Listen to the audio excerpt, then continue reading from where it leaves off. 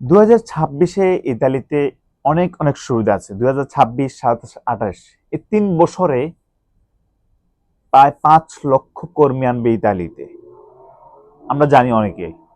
তবে এতটা খুশি হব না যে সব বাংলাদেশ থেকে আনবে, অন্য অন্য দেশ থেকেও আনবে। তবে আমরা যারা বাঙালি আছি তাদেরকে সহজে একটা কথা বলি, তাদের সুবিধার জন্য যারা আসতে চান ইতালিতে, ইউরোপে আসতে চান, ইতালি না শুধু ইউরোপের যে কোনো দেশে আসতে চান, প্রথম কথা হচ্ছে ইউরোপ অবশ্য শান্তির দেশ। আপনি এখানে শান্তিতে বসবাস করতে পারবেন।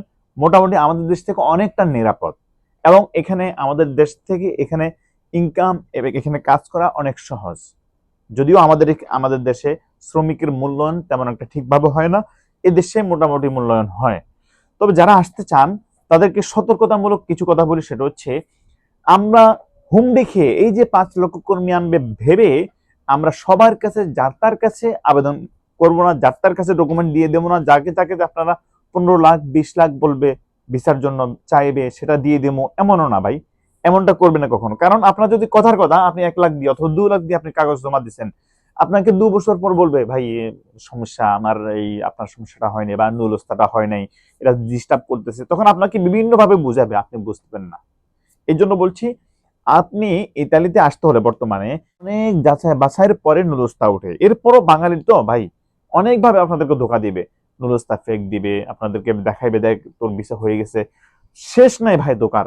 এই জন্য যাচাই বাছাই করে আপনাদের আত্মীয়, নিকট আত্মীয়, একান্ত কেউ যদি থাকে এখানে, অবশ্যই আপনারা এই আবেদন করবেন, তাহলে আপনাদের জন্য সুবিধা হবে। তাহলে কাগজ পাবেন ইনশাল্লাহ 100%। আর যদি 2 নম্বর হয় তাহলে নিশ্চিত পাবেন না। তবে বিশ্বের রেশিও কিন্তু বাড়ছে। বাংলাদেশে কিন্তু এখন এই বিএফএস গ্লোবালে কিন্তু অনেক ভিসা দিচ্ছে, এখন আগে থেকে অনেক বেশি দিচ্ছে ভিসা।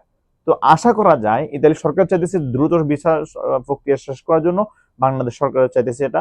আশা করি আপনাদের জন্য ভবিষ্যতে ভালো কিছু হবে। একটা করবেন নিজস্ব মানুষের মাধ্যমে যাচাই বাছাই করে কোন কোম্পানিতে যাইতেছেন, কোন রেস্টুরেন্ট মালিকের কাছে আন্ডারে যাইতেছেন, ওই কোম্পানির লোক কতজন লাগবে, কি কতজন লাগবে, সব বিস্তারিত জেনে তারপর আবেদন করবেন। ভিডিও শেষ করার আগে অবশ্যই আপনাদের কাছে অনুরোধ করবো চ্যানেলটিতে লাইক, কমেন্ট এবং সাবস্ক্রাইব করবেন।